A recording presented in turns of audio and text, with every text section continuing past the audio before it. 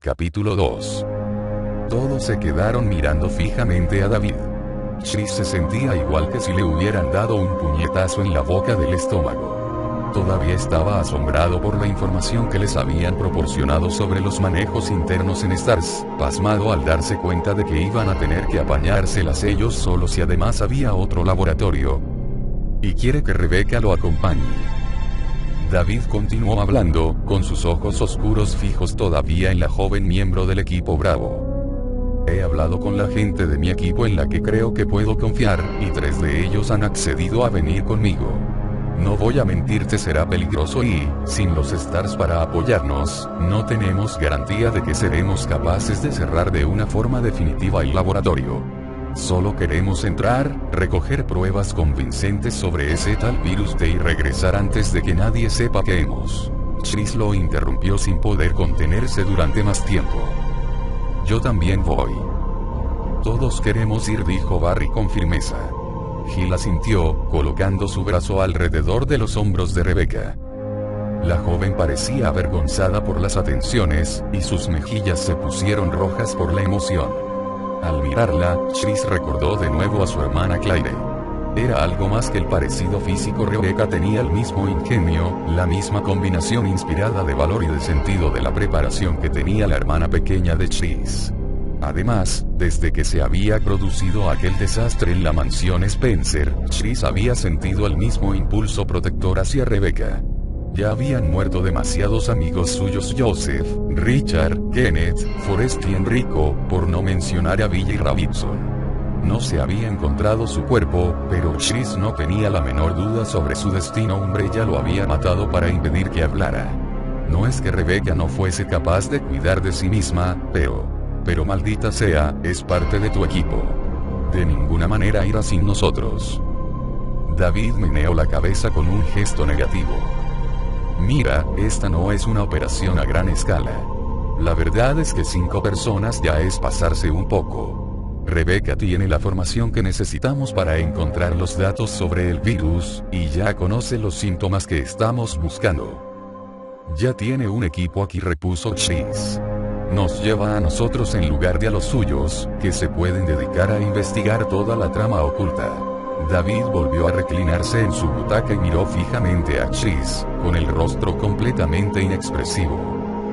Dime quién está implicado en la conspiración de Umbrella para ocultar sus investigaciones, dijo por fin. Chris miró a los demás compañeros de equipo, y luego volvió a mirar a David, decidido a que éste no advirtiera su confusión.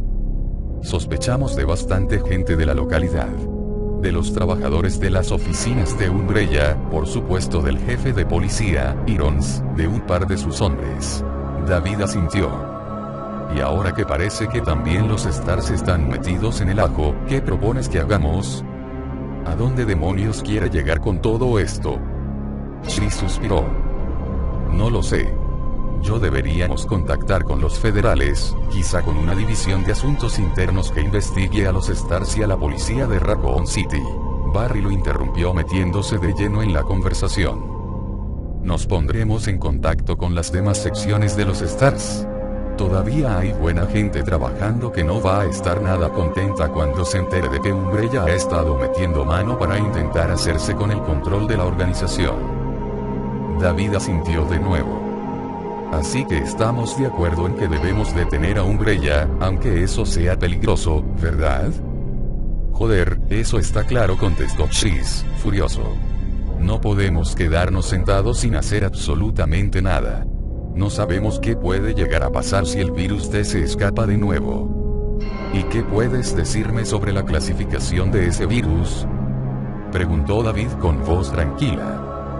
Chris abrió la boca para contestarle, pero la cerró de nuevo y se quedó mirando pensativo a David.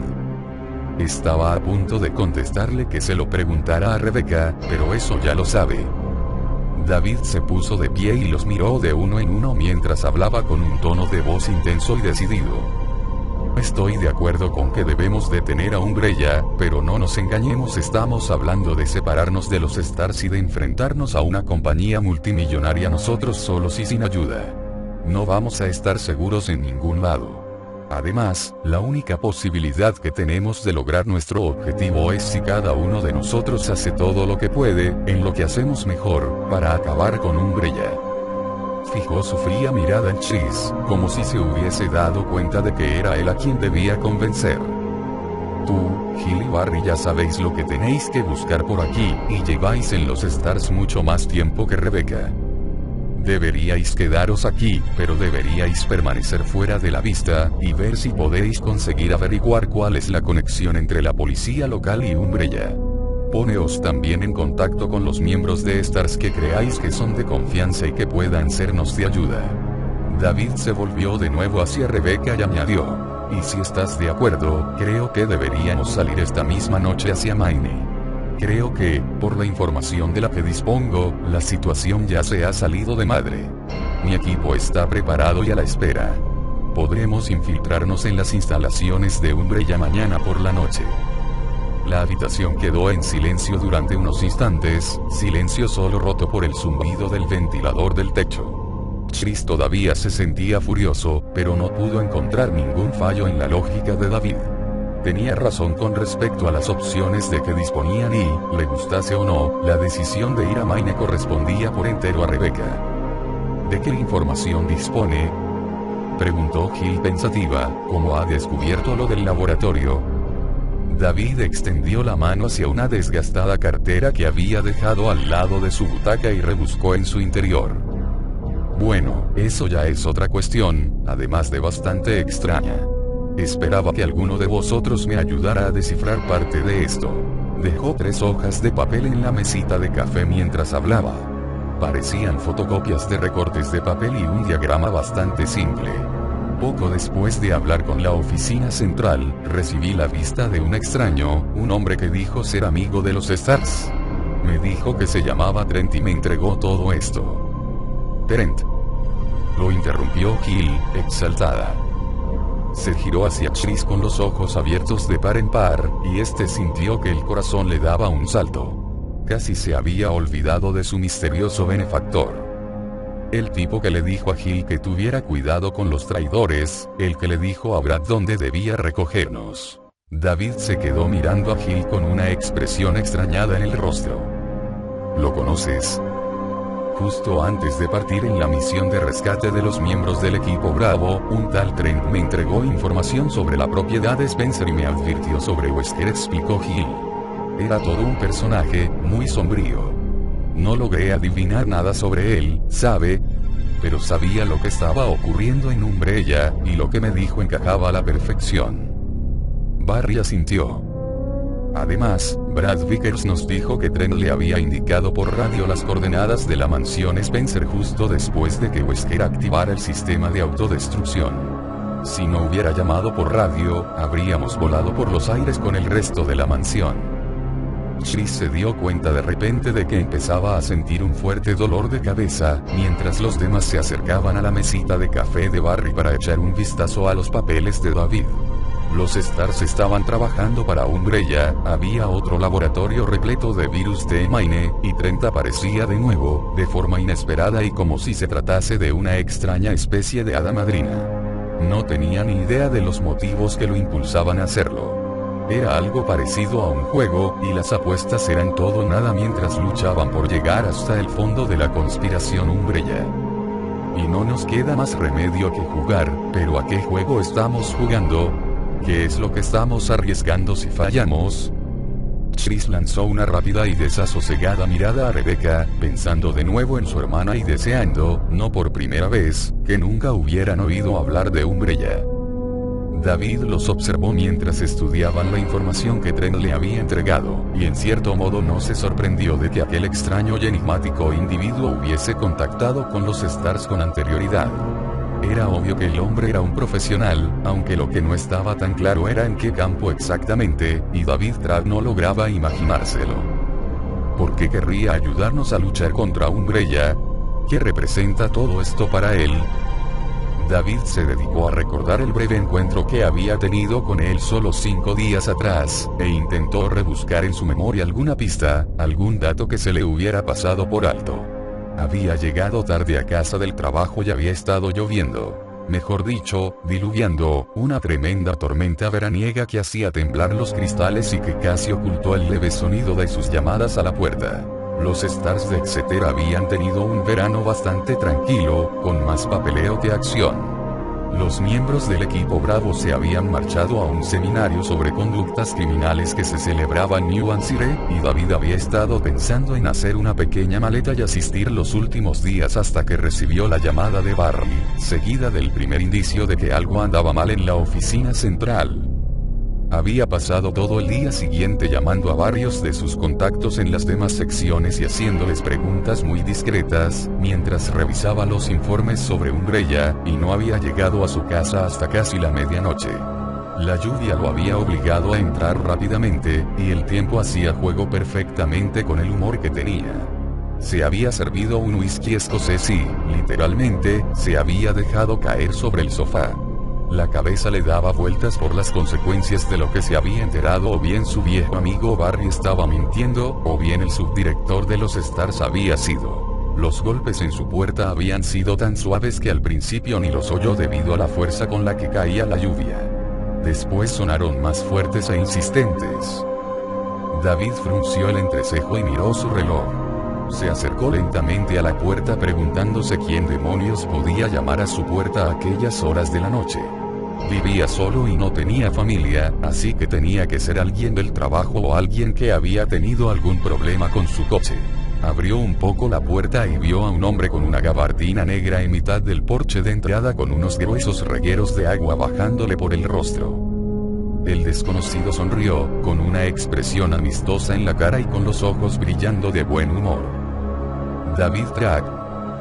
David echó un rápido vistazo al individuo. Era alto y delgado, quizá con unos cuantos años más que él, unos 43 o 44 años. Su pelo de color oscuro estaba chorreando agua y aplastado contra su cráneo por la lluvia que caía.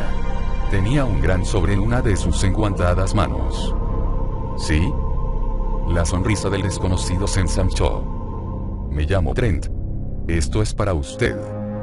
Extendió la mano para entregarle el sobre, pero David lo miró con sospecha, indeciso sobre si tomarlo o no. El señor Trent no parecía peligroso o, al menos, no parecía amenazador, pero aún así era un desconocido, y David prefería conocer a la gente que le hacía regalos.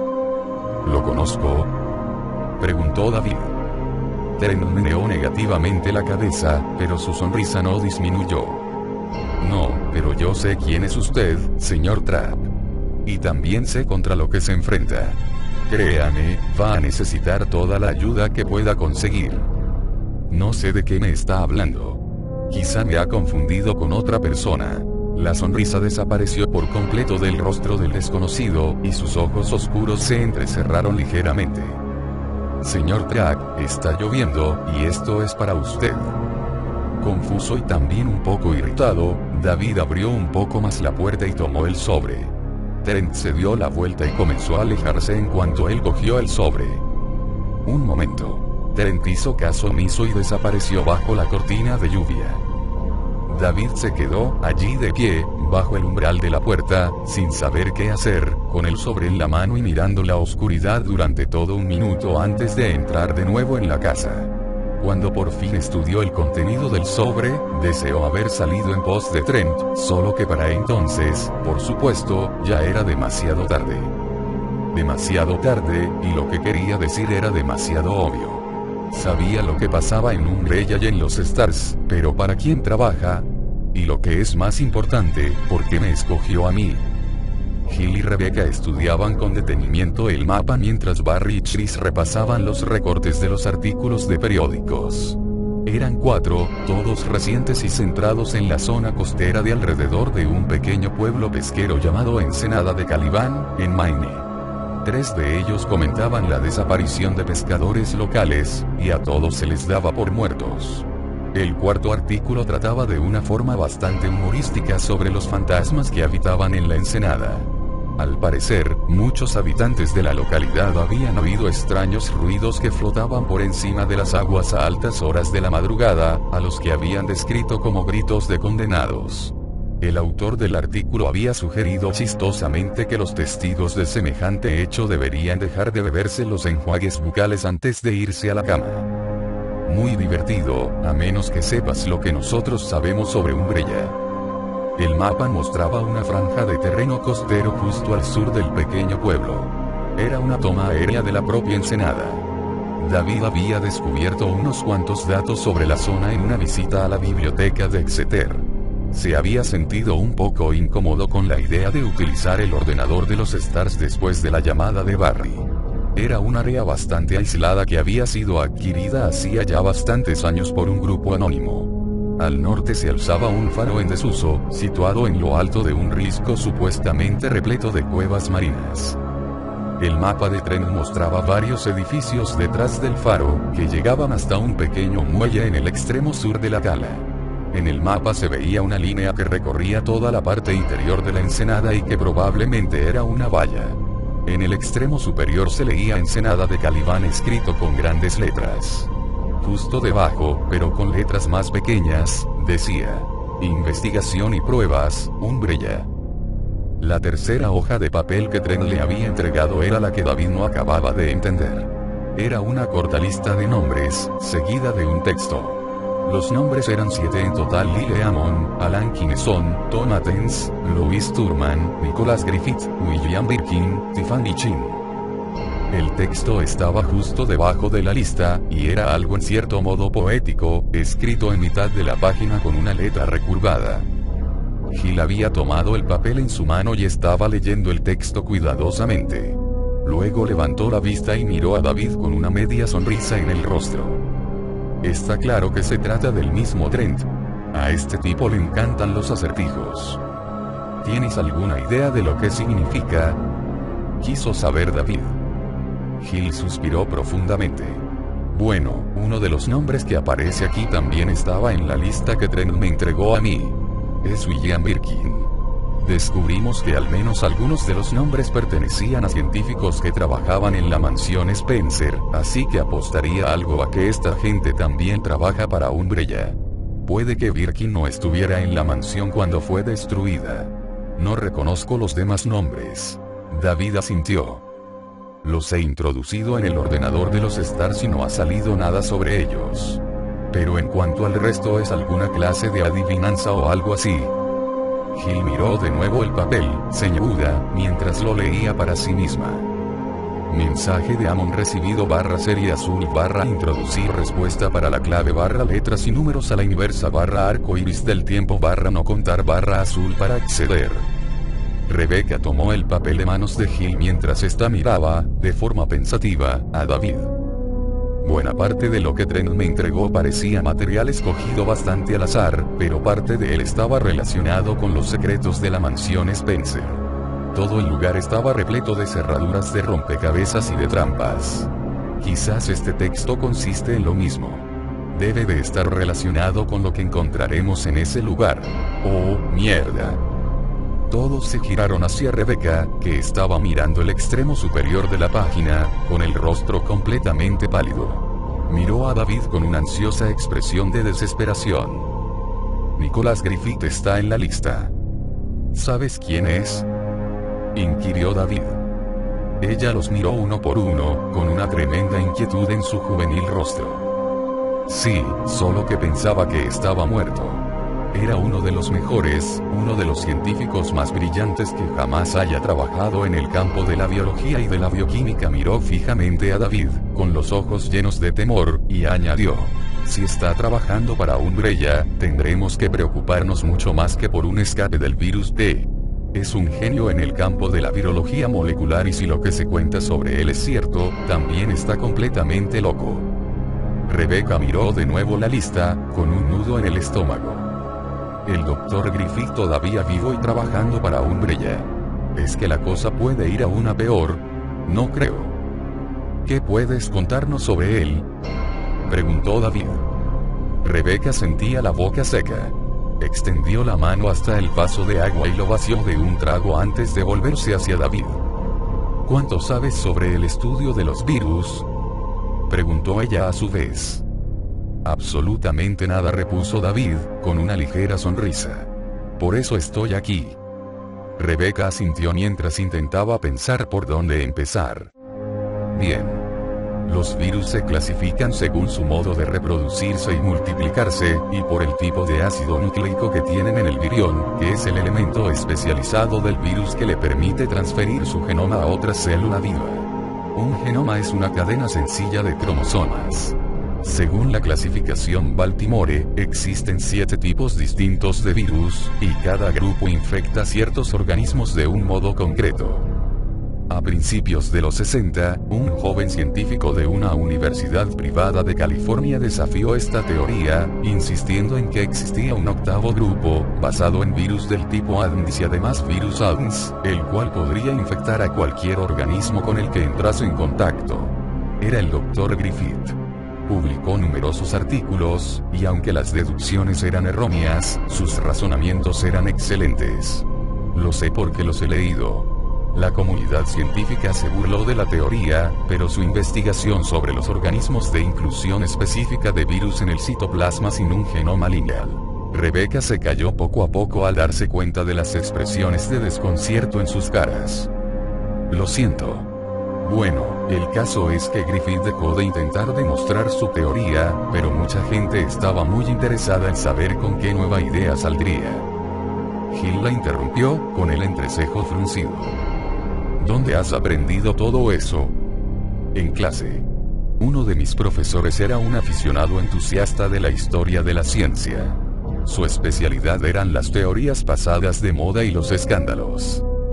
¿Qué es lo que ocurrió?, preguntó David. La siguiente vez que se oyó hablar de Griffith fue a raíz de su expulsión de la universidad. El Dr. Batch, mi profesor, nos dijo que oficialmente lo habían despedido por tomar drogas, metanfetaminas, pero los rumores decían que había estado experimentando modificaciones de la conducta inducidas por drogas en un par de sus estudiantes. Ninguno de los dos admitió nada, pero uno de ellos terminó en el manicomio y el otro acabó suicidándose. No se pudo demostrar nada, pero después de aquello, nadie quiso contratarlo nunca más. Esa fue la última vez que se oyó hablar de Nicholas Griffith. Pero hay algo más, ¿verdad?, insistió David. Rebecca asintió lentamente. La policía tuvo que entrar a mediados de los años 80 en un laboratorio privado de Washington. Encontraron los cuerpos de 3 hombres, muertos por una infección filovírica. Se trataba del virus de Marburg, uno de los más letales que existen. Llevaban más de 3 semanas muertos, y fue el olor a podrido lo que alertó a los vecinos. Los documentos que la policía encontró en el laboratorio indicaban que los 3 individuos eran los ayudantes de un tal doctor Nicholas Dune, que se habían dejado inocular lo que ellos creían que era un virus inactivo e inofensivo. El doctor Dune quería encontrar una cura para ese virus. Rebecca se puso de pie y cruzó los brazos con fuerza, como si quisiera abrazarse a sí misma. La agonía que debían de haber sufrido aquellos hombres tuvo que ser horrible. Ella había visto fotografías de las víctimas del virus de Marburg. Comienza por un fuerte dolor de cabeza y luego, al cabo de pocos días, aparecen todos los síntomas: fiebre, coágulos, lesiones en el cerebro, hemorragias masivas por todos los orificios del cuerpo. Seguramente murieron sobre charcos de su propia sangre. ¿Y tu profesor pensó que se trataba de Griffith?, preguntó Hill en voz baja. Rebecca alejó aquellas imágenes de su mente y se dio la vuelta hacia Hill para terminar el relato del mismo modo que lo había hecho el Dr. Batch. El nombre de soltera de la madre de Griffith era Dune. Barry dejó escapar un suave silbido mientras Chris y Hill intercambiaban una mirada de preocupación. David la observaba fijamente, pero su mirada no dejaba traslucir ningún pensamiento. No obstante, ella sabía lo que le estaba pasando por la cabeza. Se está preguntando si esto lo cambia todo, si iré con ellos a las instalaciones de la Ensenada de Caliban ahora que sé que allí trabaja gente como Griffith. Rebecca apartó la vista del intenso escrutinio de David y miró a los demás. Se dio cuenta de que el resto del equipo estaba mirándola a ella, con los rostros marcados por la preocupación. Desde aquella terrible noche en la mansión Spencer, se habían convertido en algo muy parecido a una familia para ella. No quería marcharse, no quería arriesgarse a no verlos nunca más. Pero David tiene razón. Sin el apoyo de los Stars, ningún lugar será seguro para nosotros. Esta es mi oportunidad de contribuir en la misión, de hacer lo que mejor sé hacer. Quería creer que esa era la única razón, que iba allí para librar una batalla justa, pero no podía evitar el ligero estremecimiento de emoción que suponía ponerle las manos encima al virus T. Sería una oportunidad de oro para estudiar el mutágeno antes que nadie, de clasificar los efectos y de separar el virión justo hasta su última y más pequeña cápside. Rebeca inspiró profundamente y luego dejó escapar el aire lentamente. Había tomado una decisión. Lo haré, dijo. Cuando salimos,